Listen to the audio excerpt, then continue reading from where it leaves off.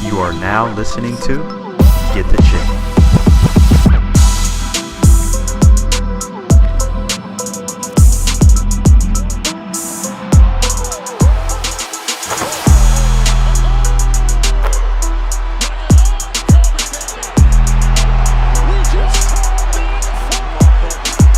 Before we get into today's video, remember to hit that like button and subscribe to Get the Chip for new sports content every week. Lavar Ball has all three of his sons in the league. Lonzo, we knew where Lonzo was going. Lonzo had the hype train running behind him. He ended up going to the Lakers, second pick. Now, Melo just came out this year. He got picked really high too, pick number 3 by Charlotte. And then what nobody saw coming is now the third son, or really the middle son, Gelo, got picked up today by Detroit Pistons on a non-guaranteed deal to go there for 1 year. So now all three guys in the league. Now, the next thing that I can see is if Lavar actually pulls off all three of them being on the same team, as he's been kind of raving about. He has been, man. He's been in the news. Yeah, I watched the interview that he did, or some of the interview that he did with Shannon Sharpe, and he said, Shannon, all my boys going to Charlotte Hornets. I'm telling you right now, they going to be the GOAT. They winning 6 championships in a row. Nobody's stopping my boys when they all get together. We got Melo getting a bucket, Lonzo distributing, and Gelo getting boards and hitting threes. I'm telling you, they undefeated. They going to go 82-0.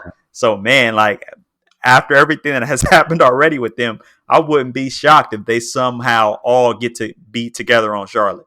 What you think about all those guys getting into the league? Yeah, it just goes to show, man, like, as many people that try to criticize, Father Ball, how he was hyping up his sons and starting with Lonzo. It goes to show, like, if you get behind your kids and you support, what their goals are, and if you're as hyped about it or even more than they are, maybe special things happen. So yeah, I think it's pretty cool, man. It seems warranted for sure with Lonzo. I actually feel like Lonzo isn't. It's been weird, but to me, he's not as good as he was when he was even his first year or two in the NBA. I don't know. Melo, we'll see. We'll see what happens. Like, we've talked about him kind of before. LiAngelo, with him being like an undersized, if you will, small forward, or maybe even a shooting guard, I guess he's got a pretty good jumper. That people say he's strong, but he's about 6'5". He's heavyish. He's actually about the same weight as Luka, just not as tall. Mm-hmm. I think for him, man, I think he just needs to get a niche, essentially, meaning be a clamp up guy on the defensive side. Obviously, do all his skill work when he's not, do his skill work so that he's ready, because it seems like a lot of NBA players do get a moment at some point to show what else they can do. But I think in the meantime, this dude's got to get a niche. So if I was in his shoes, man, I would study Charles Barkley. I would study Draymond. I would study Ben Wallace. I would study guys that were undersized, essentially, for their position in the event that because even if he's placed at a shooting guard at 6'5", many shooting guards in the NBA are 6'6", 6'7", some 6'8". I just think that at 6'5", like, you got point guards in the NBA, a few that are 6'4", 6'5". So I just think that he should, man, get, whatever got him to the league, great, keep doing it, but learn from greats that were undersized in their position and mimic those things. Don't worry about your name being in the, the media for what you've done great. Just impress your team so that they'll give you a chance. You can have minutes on the floor, and then, there's always a time for someone to kind of make a name, even if it's on to go on a little 6-8 point run in some random game, and then people can see what else you can do. So yeah, I'd say she'll find his niche. Be comfortable with that. Study guys that were undersized for their position, and then just be a nightmare on the defensive side. Look at Westbrook. Going for every rebound, every loose ball. Like, just play hungry. I guess that's what I would do if I were in his shoes. Yeah, I think I really like that point of finding a niche.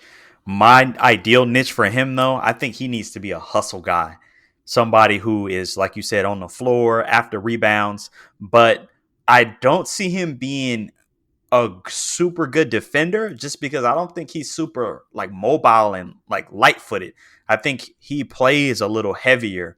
So I think that's going to be hard for him to, like, lock up on defense. So I'm thinking he should be a hustle guy and work on his strap just so he can shoot the ball. Because right now in the league, man, if you can shoot you can play and you're valued.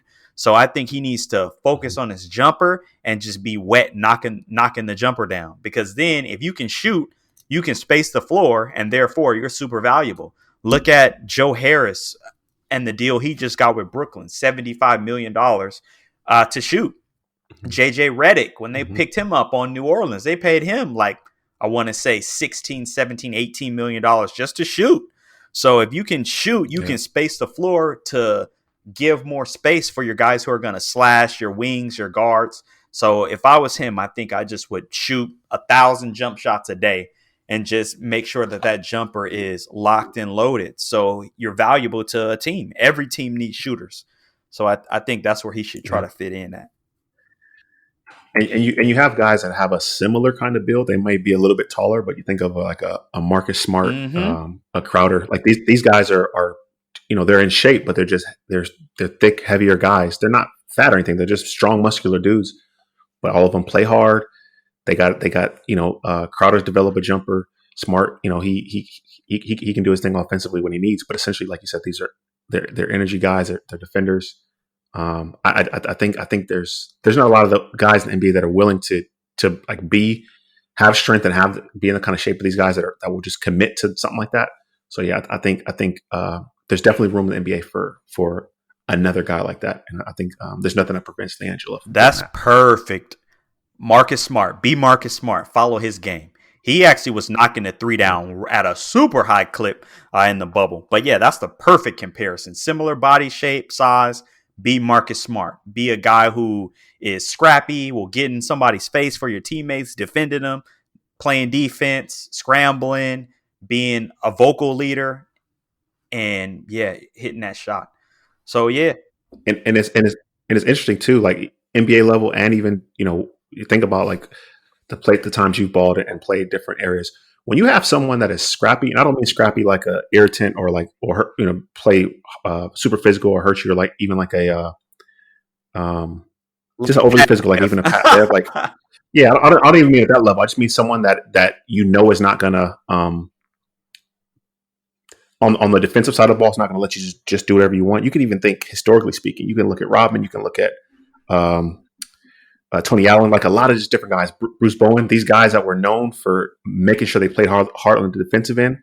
On the other side of the ball, something that I feel is never talked about, NBA level, college, even just pickup games. When someone plays hard on the defensive side, your offensive opportunities, I don't know why it is, I think it's just psychological, are way through the roof. It's almost like the person that you make the person work so hard, and even just mentally you challenge them when they are on offense and you're on defense. When you have the ball offensively, most people are not going to go back at you and play to the same level defensively. A lot of times they're going to fall back. Yeah, so I think that if he starts there, yeah, and it's they're just like they're trying to figure out like, man, they're still thinking about what you did to them when they were on offense and you were on defense. By the time you come back on the offensive side of things, we see all these guys that I just named. Offensively speaking, that wasn't their strengths, but they always usually had opportunities, right? Pat Bev, for good, the last few years he's got a lot of open jumpers. Oftentimes, we know Tony Allen was always getting fast breaks or getting to the bucket for himself. Bruce Bowen had his mid-range game where a lot of times no one was even in the vicinity of him. So I feel like I mentioned someone else who I forgot. Marcus Smart, until people really realize the kind of jumper he had, he's always open. JJ Crowder's always always having shots in corners and stuff like that. So yeah, I think when you play hard on the defensive side of the ball, it's a weird psychological thing. I think with basketball where the team, the person you're guarding, when they're on defense, you almost get free reign to kind of do what you want offensively. So yeah. Thanks for watching Get the Chip on YouTube. For full episodes, visit our website, getthechip.com.